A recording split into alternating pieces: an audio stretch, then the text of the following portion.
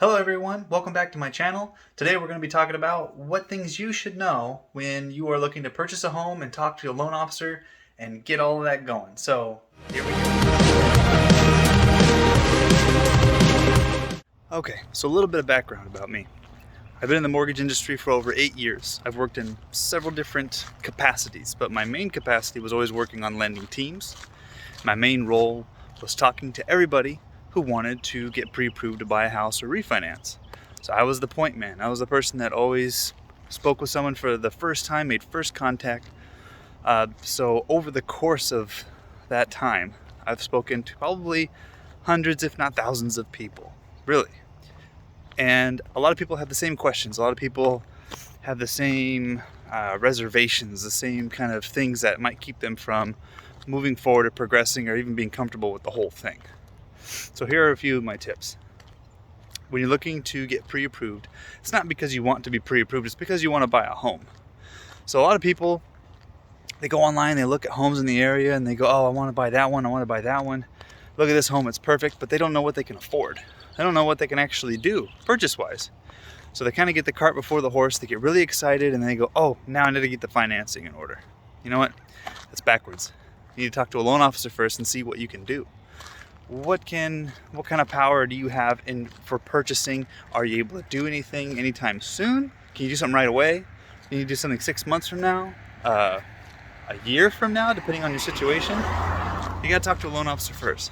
So here's my first tip.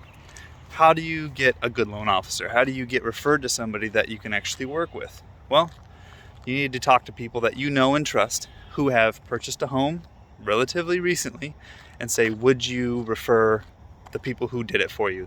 That means the agent, the loan officer, whichever ones that they felt did the best job, that took care of them. That's who you need to reach out to and that's who you need to talk to. Referring is the best way to get in contact with good people in this type of business. There's a lot of people out there who advertise, they spend tons of money on billboards. They might be great at what they do. Their team might be great at what they do because you're probably going to be working with their team. But you don't really know those people. And this thing, you're going to be sharing a lot of your information with this person. So you want to be able to feel like they're going to take care of you and they're not just some swindler. So you need to get referred to somebody. That's number one. Number two, when you actually go to speak with them, it might be a good idea to have things like maybe your most recent pay stub, maybe your W-2s for the last 2 years. If you're self-employed, you want to have at least your last year's tax return so that you have an idea of, hey, I'm not just going to tell them what I do for a living. I'm going to say, look, this is what my bottom line was. Because they're going to have to calculate your income. They're going to have to look at that tax return to do it through all these calculators that have to be done. But at least you have that information in front of you. So my second tip is have some of those important documents with you. If you're going to go on the loan with your husband or wife, significant other, you might want to know what their social security number is. Because they're going to have to pull their credit. That's a part of it. A lot of people don't like their credit being run. They think it kills their credit. But you know what? When you're looking to buy a home, you kind of have to. Because the lender is going to look at your credit worthiness. They're going to say, hey, how well does this person deal with debt? And if you're not very good at dealing with debt, they're not going to give you hundreds of thousands of dollars to buy a home because they want to get paid. They want to make sure that you don't default on your home. So there's a lot of things that go into that. But just as a generality, have some of your important information. Just have it available, have it near you. If you've gone through bankruptcy, just know what kind of bankruptcy it was and when it was finished. That date is kind of what's important. Even if you're returning back to buying and you haven't bought in years, things change all the time. It's good to have this information. So that's my next tip. Now, if you don't mind real quick, if you like this information and you would like to get more of it, please pause. Go ahead and hit the like button, subscribe to the channel if you haven't already. That helps me, it helps the channel grow. It also gives me an idea of what kind of content everyone is interested in and what I can talk about, because there's not a lot of people that talk about this sort of thing. And honestly, most people, they look to purchase a home maybe 1 time, 2 times, 3 times in their whole life. So it's not something that you're going to become an expert on, but it is stuff that you need to know to help protect yourself. So my next tip, know your information. If you pay child support or alimony, or if you have back payments to the IRS, know what those numbers are. You can't guess.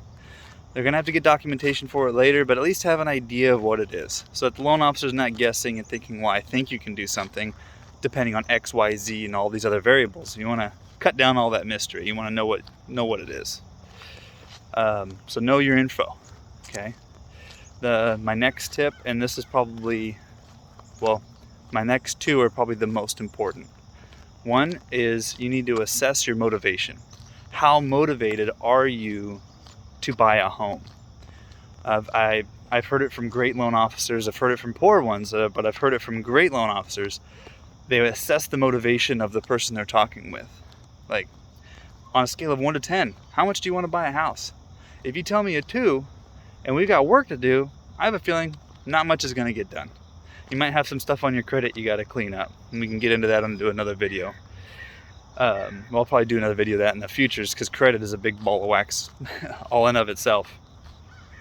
You might have some things that you need to work on. You might have a savings goal where you need to save a certain amount of money. Things that are going to take some effort on your part. So you really need to see, how motivated am I to buy a home? Am I just wasting everyone's time, or do I want to make this happen? So that's one of them. The next one is, be honest. The person you talk to on the other side of the phone is going to try to get to know you as best they can in a very short amount of time and get an idea of what it is you're looking to do. What is your motive? What are your motivations? Okay, you're getting financing not just for the sake of having financing. You're getting financing because you want to buy a home. Why do you want to buy a home?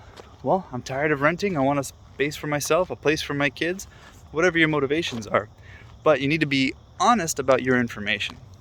I've had lots of different things happen with lots of different clients for different reasons because they weren't honest with me when we spoke.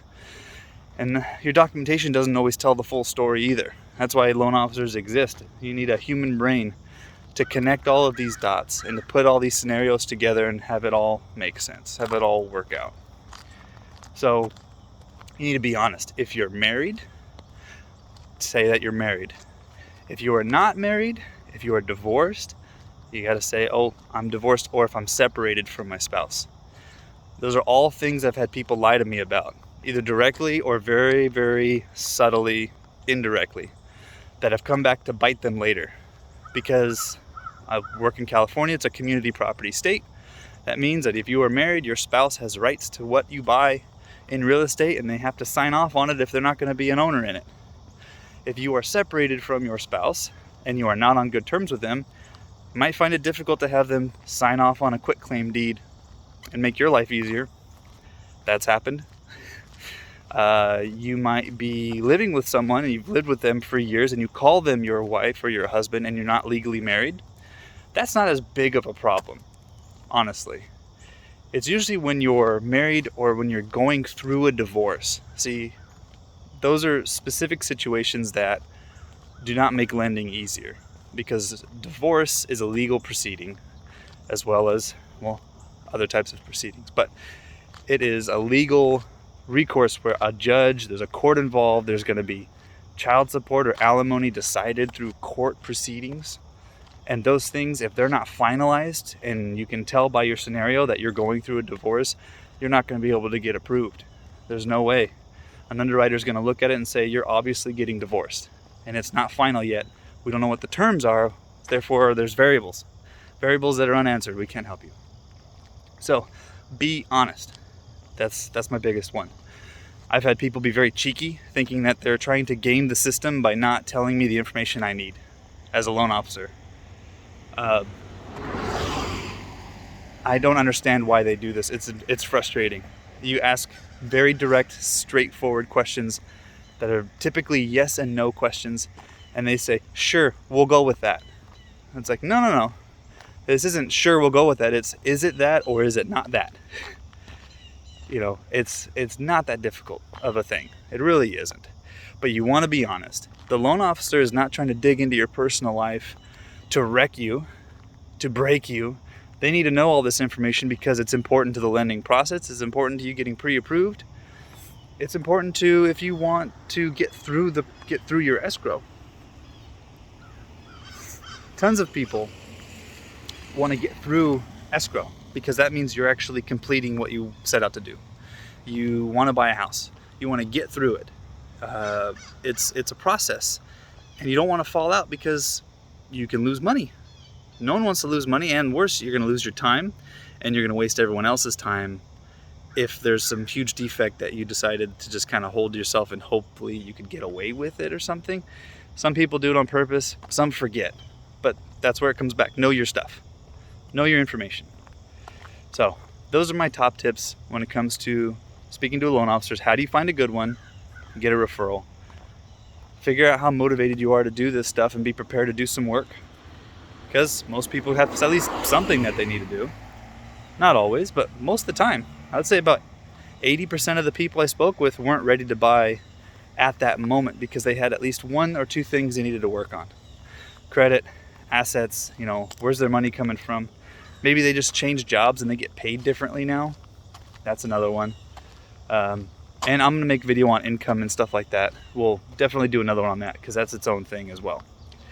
And there's a lot of information there. So we'll dive into that another time. But anyway, those are my tips. If you got any value out of this, please hit like on this video. Please comment below. Let me know if there's something in there that you have a question about. Anything I can create more content on, or I can try to answer in another video. I really want to just help people with this information. It's good stuff to know, and like I said, it's not stuff that you need to know forever. It's mostly when you're just in this process if you want to look to buy a house. And we'll talk about refinancing another time too. So, alrighty y'all. Thanks a lot. Have a good day. We'll talk to you again soon.